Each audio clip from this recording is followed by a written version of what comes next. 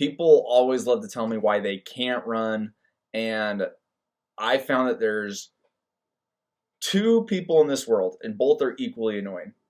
One, those that love to tell you how much they run, and they are always telling you about their next marathon, and they tell you about how they got up at 4 a.m. to run 50 miles today. But then on the other side of the coin, there's those people that tell you why they can't run.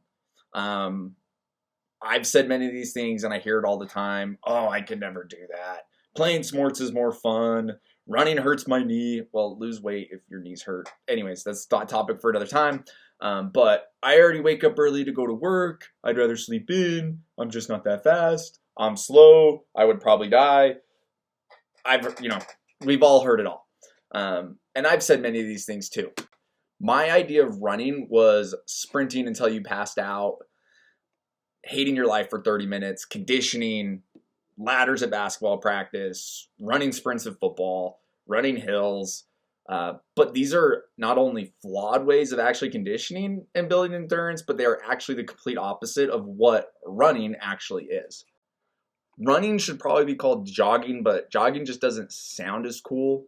But anyways, let's jump into how to start running, or a little bit about my story and how I started running. So traditionally, I've always enjoyed going to the gym, lifting weights, bulking up, trying to get as big as possible. But in probably 2019, I kind of started getting bored of just lifting weights, and I was looking for something new. The gym just wasn't getting me excited anymore. And I'd heard of this bodybuilder who had started doing marathons and Ironmans and different things. So I checked out his podcast, started watching his content. It was Nick Bare. A lot of you have probably heard of him, seen him. But I really embraced his story, and he was the person that kind of gave me that push to get into the endurance space, or to add more cardio, running, biking, swimming into my training. At first, it was kind of a love-hate relationship. Cardio or running had always been like a bad word in my mind. It was something that I'd avoid at all costs. And I just absolutely hated it. But like I said, I was looking for something new, and I decided to call my friend who was a runner. And I said, hey man, I'm about to go on a 5-mile run. I know you don't believe me, but like, any tips? He pretty much was like, hey dude, don't push yourself too hard. Take it easy. Drink a lot of water. Yada, yada, yada. I didn't listen to him. I just sent it. I'm like, I'm going to go crush this thing. So I laced up my Nike Free Runs, and looking back, probably some of the worst shoes I could have chosen. But I hit the road. About 2.5 miles in, I realized I had made a huge mistake. But that's the awesome thing about running. Once you start, there's only one way to get back. You have to run equally however far you went. So I was 2.5 miles in. I thought it was just a 5-mile run. But then I hit 5 miles and I'm like, I'm not home yet. So guess what? I ended up doing 6. So I finally finished my first run. I had done 1-milers, 2-milers, like I had never ran, but this was the first time I had ran more than probably 3 miles in my life. And anyone that has ran can relate to this feeling, but you just kind of feel better than everybody. You're like, dude, I'm the man. I just did 6 miles. Like, what have you done today? But fast forward, I think about a year later, I ran my first half marathon, and I ran that way faster than I anticipated.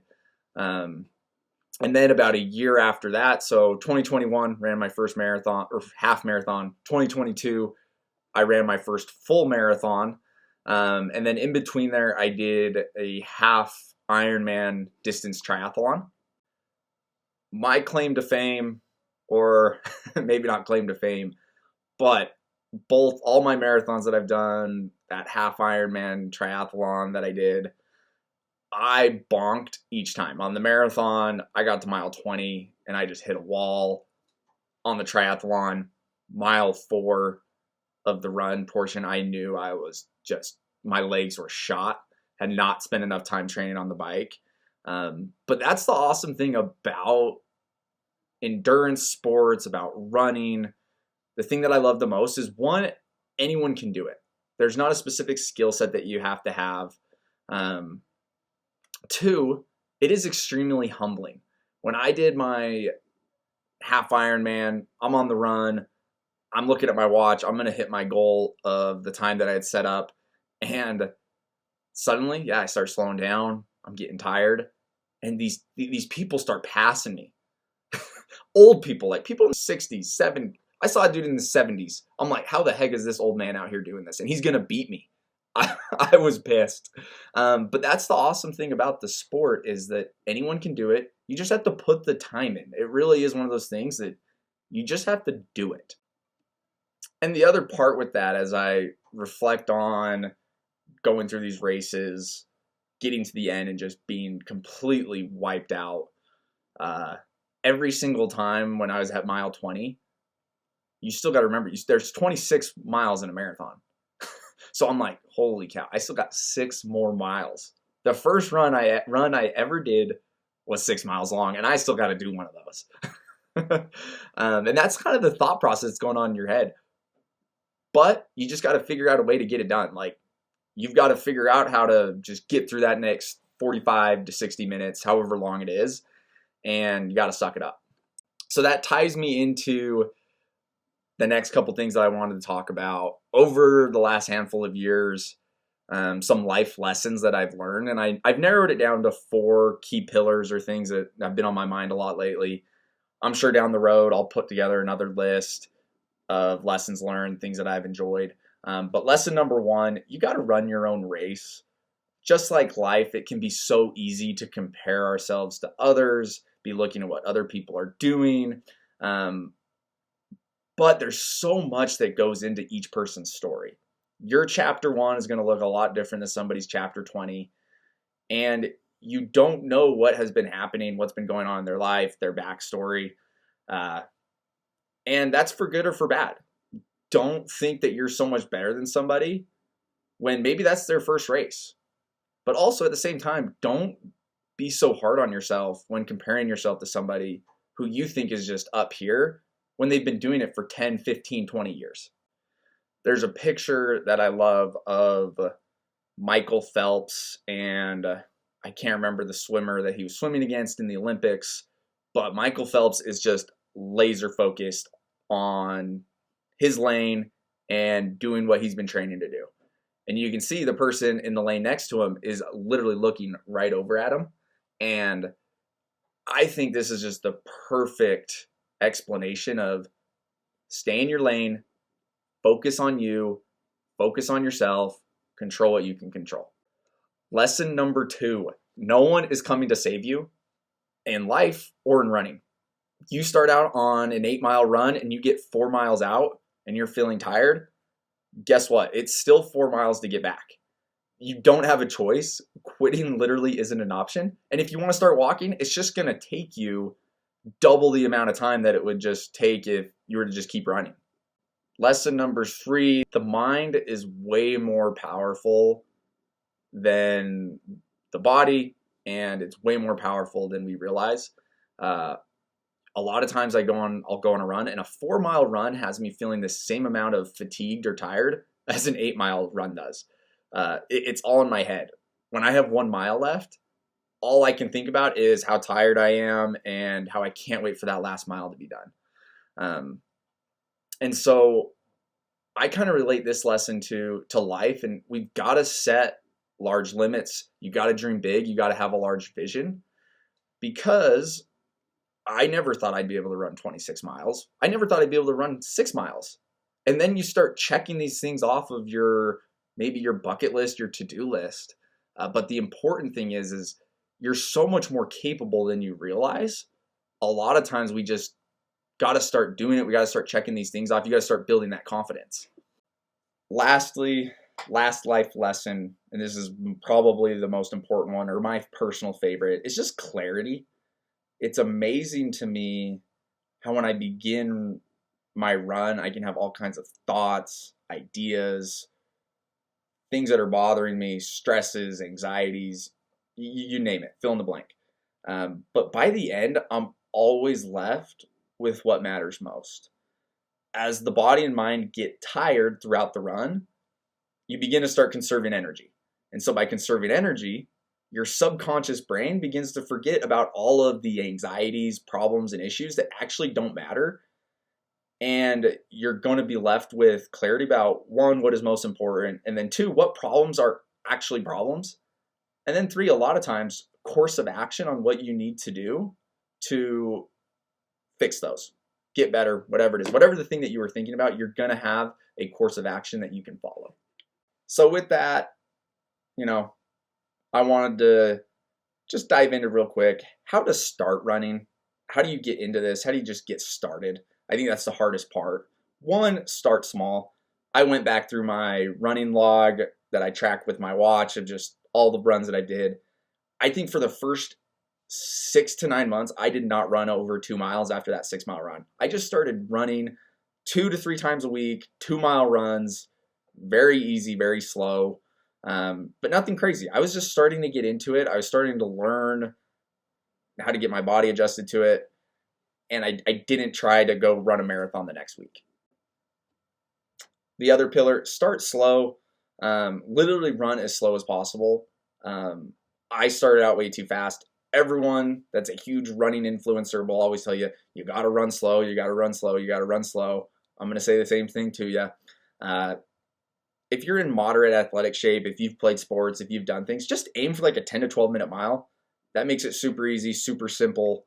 And you're not going to be feeling dead after each run. And it's going to make you want to be excited to run again. So run at a pace that you can hold a conversation, throw a tennis ball and bounce it as you run.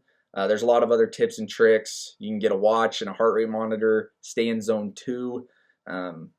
If you have no idea what I'm talking about, don't worry. Just run slow and start watching more running YouTube videos to learn more about heart rate training, things like that. But don't overcomplicate it. That would probably be part of it. Start slow, don't overcomplicate it. Find a friend or friends that you can run with. I still don't like running for more than about an hour by myself. But running in a group, it's kind of like group therapy. We talk, we hang out, we have a good time, we hold each other accountable. When somebody doesn't wake up, you know for a fact that we're texting them and we're just giving them crap the rest of the day. And it also keeps you from running too fast. And it also gives you someone to post pictures with after. So I know for a lot of you guys, that's the only reason we run is so we can tell other people about it. So you get to take pictures, you get to share it on your story, all that good stuff.